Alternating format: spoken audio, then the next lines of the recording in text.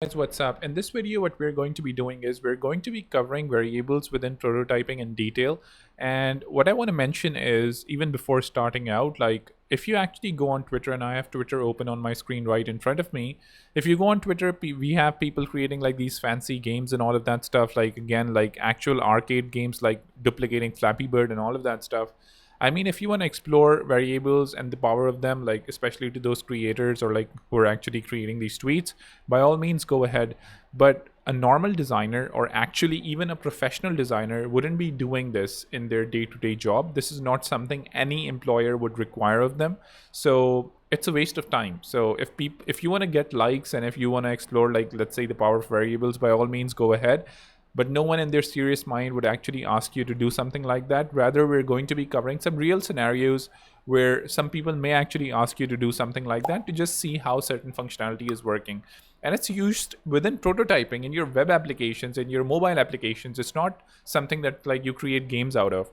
Okay, with that out of the way, I'm going to show you a real use case where things like these can actually be used. So imagine you have a listing like something like this, and you have an add to cart button here. Basically what we want to do is, if a person clicks on the add to cart button, then these three input boxes should appear. Either if you don't have any items in the cart, then they shouldn't appear. Similarly, this total price for the number of items that you have should also not appear, and this should also not appear if you don't have any items. And then obviously these plus and minus things should also work. If I plus it, it's going to increase the count. If I minus it, it's going to decrease it. And if it goes below 1, then we're going to show the add to cart button again.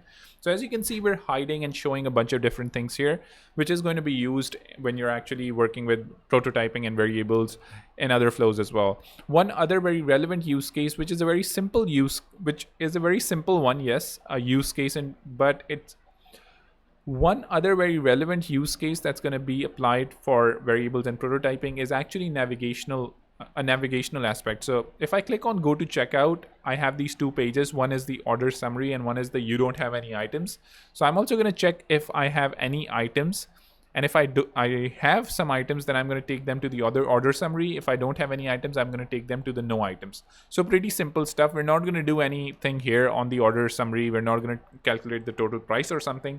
If we wanted to do that, that would be easy, but I don't want to really create a really long video, because I feel like even these things, actually when I'm explaining them to you, is going to take some time. So now that we're done with that, let's just go ahead and actually create a variable. So I can create a new collection, or I can rename this collection. I can say these are going to be our product items, and just like renaming things and probably mentioning things, I think is better, because that just helps you be more transparent in whatever you're doing for other designers as well, and especially for yourself in the future when you actually come back to this. So I'm going to create my first item. This is going to be name of the item, and the name of the item is going to be like outdoor casual or something. Then let's create, maybe if you want, like we can create a description as well, but it doesn't really matter. I mean, I'm just showing these things to you guys to just help you understand. So the count of this item is going to be, let's say, 0 by default. And then what do we have? What else do we have? We have the price, obviously. So let's just go ahead and add a price. So the price for the item is going to be, in the first units case, 2500. And then we have a total price as well. Let's just create a total price. Total price as well is going to be, we can just say for now it's going to be linked to the price itself. So it's going to be linked to the price. I think that's fine. Ideally, Figma should allow multiplication directly here. Unfortunately, I keep on saying this, Figma is severely limited right now. Hopefully they're going to improve it in the future, but it is limited. It is what it is. I think that's pretty much it. Now we just need to create two variables for visibility. So we're going to create another variable here. We're going to say this is going to define the visibility of this item. So are there items in cart? So I'm just going to say items in cart, or let's just call it like add to cart button. So add to cart button is going to be enabled by default. And let's create another boolean saying, let's say, I don't know, in cart, and that's going to be, let's say, false or something. Okay, I think that's going to be sufficient. So let's just go ahead and start linking some of our items up. So I'm going to go ahead and I'm going to link this particular thing to the name. Obviously, this text is going to be linked to the price. This text is also going to be linked to the price for starters. This one is going to be linked to the count. this add to cart button is going to be linked, and I'm not going to toggle the visibility for now, because if you toggle visibility in the beginning, then obviously you selecting these items is going to be a problem. So don't toggle the visibility for now. Then I have this input field. Actually, I'm just going to detach this input field because I don't want it attached. Otherwise, I wouldn't be able to link the variable. And then I'm going to say this one is going to be what? And I think like accidentally I detached the whole component, which is not something that I actually wanted to do. So I'm just going to see if it's attached now. Okay, it is attached now. So I'm just going to detach this input field from the component itself. I don't want to detach everything. So now I'm going to go here and I'm going to link it to the count that I have here, which is going to be 0. And I think everything should be linked now. Let's just go ahead and do some actual calculation. So what I want to do here is, if I click on the add to cart button, what should happen? So on the add to cart button, I want to set the variable. Which variable? I want to add to cart button should now be false, obviously. So that's one thing. Then I want to set another variable, and I'm going to say the in cart should obviously now be true because we have an item in cart. Then I also want to update the count. Obviously, I'm going to say the count is going to be, let's say, 1. Because when the add to count button is going to be visible when you press on it, always the count is going to be 0 and then it's going to bump to 1. So we don't need to do anything else here. So that's done. I think our conditional logic here is done. Let's go ahead and actually add the same thing here. I'm going to say here we need the same thing, set variable as the count is going to increase to, let's say, count plus 1, whatever the count is plus 1. And then we also want to go ahead and actually do something else. We also want to bump up this total price. So the total price of this thing is going to be the price multiplied by the count. So Figma has already provided some like really easy shortcuts to you, just for you to click on things and just do it. So I think the plus thing is done. The minus thing is going to be slightly complicated because it needs to be conditional. So we're going to add a condition. And we're going to say if, for example, the count is less than 1, anytime it actually goes like below less than or equal to 1, I want you to do something. First of all, I want you to update the count itself. The count should now be 0. So that's the first thing. Then I'm going to say I also want you to reset some of the variables that we have. So for example, this add to cart button is now going to be true. And then I'm going to add another set variable. This particular in cart is now going to be false. So just reverting whatever changes we've done.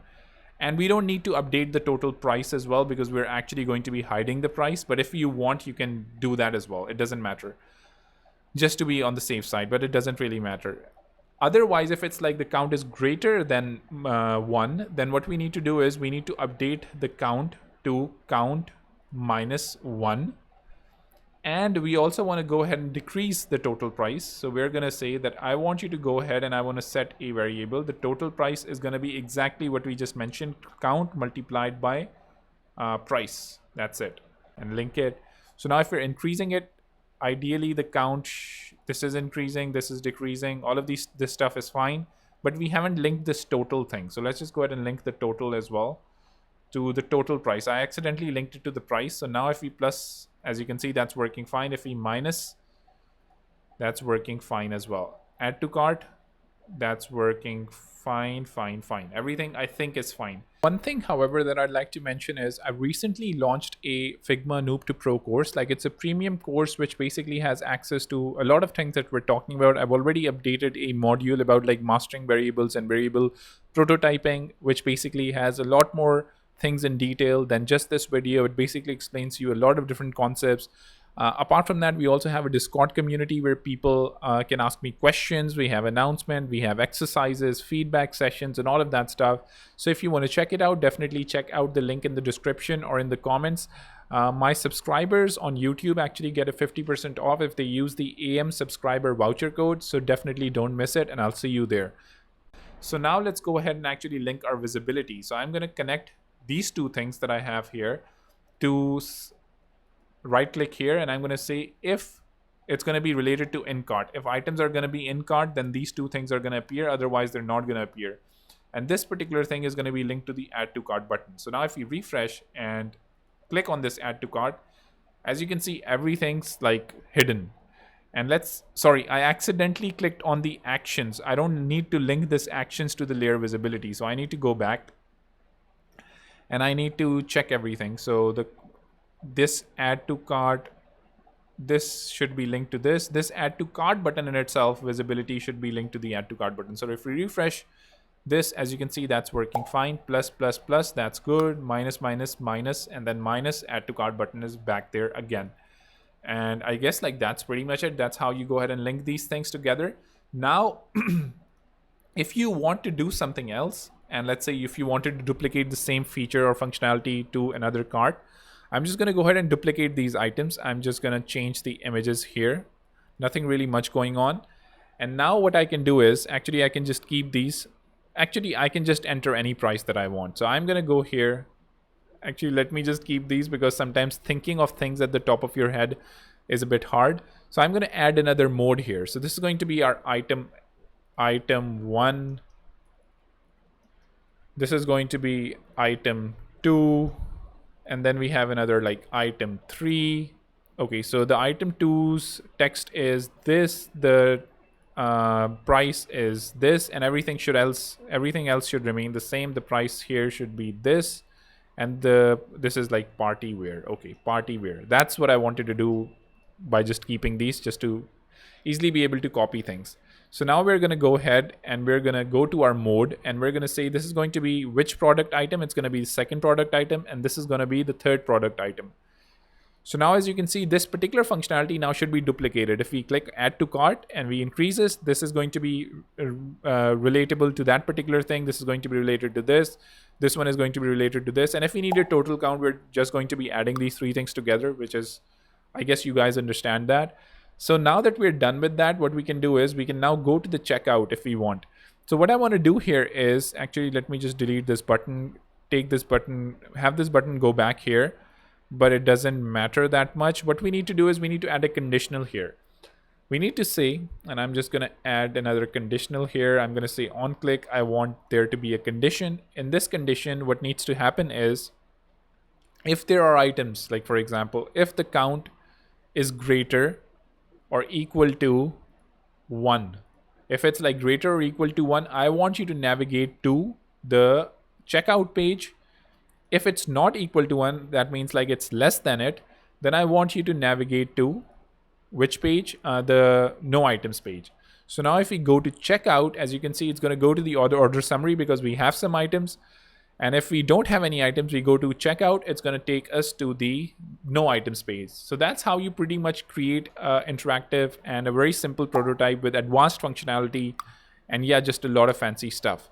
One thing, however, that I would like to mention really carefully is if you actually add an item like this and you try to go to checkout, it's going to say you don't have any items. Why? Because it's looking at the count variable that you have set at the top level, like the default count variable, which is only going to be linked to this first thing because this is linked to the default count variable in that particular mode. So if you actually want to be cognizant of every single thing here, then you probably need to create like another larger variable at the top that's like recording all items in cart or something, or count of all items within the cart or something along those lines. And you need to update that at the individual level as well. And that's really easy to do as well. That's not hard. You just need to link it to the first thing that you have here. And then when you duplicate it, it's going to be linked. You don't have to do it for every single item.